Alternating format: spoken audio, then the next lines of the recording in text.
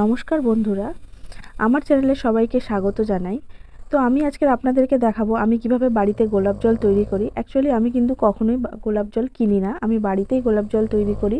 গোলাপের পাপড়িগুলোকে ছিঁড়ে নিয়ে তারপর জলে এরকমভাবে ফুটিয়ে জলটা ঠান্ডা করে একটা বোতলে আমি ঢেলে নিই, নিয়ে কিন্তু আমার গোলাপ জলটা তৈরি হয়ে যায়। এই গোলাপ জলটা কিন্তু আমি যখন তখন ইউজ করতে পারি এবং রাত্রে ঘুমানোর আগে হোক যখন হোক। তো গোলাপ জলের মধ্যে আমি মিশিয়ে দেব 1 টিস্পুন গ্লিসারিন। এটা যেহেতু শীতকাল তাই আমি গ্লিসারিনটা মিশিয়ে দিলাম। এর ফলে কিন্তু আমার স্কিনে টান পড়ার কোনো সমস্যা হবে না। যখন আমি ফেস মাস্ক ব্যবহার করি ফেসিয়ালের পর, তো তখন আমি মুখটা ভালোভাবে পরিষ্কার করে নিয়েও কিন্তু এই গোলাপ জলটা আমি মুখে ইউজ করতে পারি। এর ফলে কিন্তু মুখে আমার কোনো রকম টান পড়ার সমস্যা দেখা দেবে না এবং মুখটা ভিতর থেকে একটা গ্লোয়িং দেখায়, খুব ভীষণ একটা ভালো লুক দেয় এটা। তো তোমরাও এটা ব্যবহার করতে পারো, এটা একেবারে অর্গ্যানিক জিনিস। তোমরা খুবই সাধারণ উপকরণ দিয়ে অবশ্যই তোমরা এটা ট্রাই করে দেখো।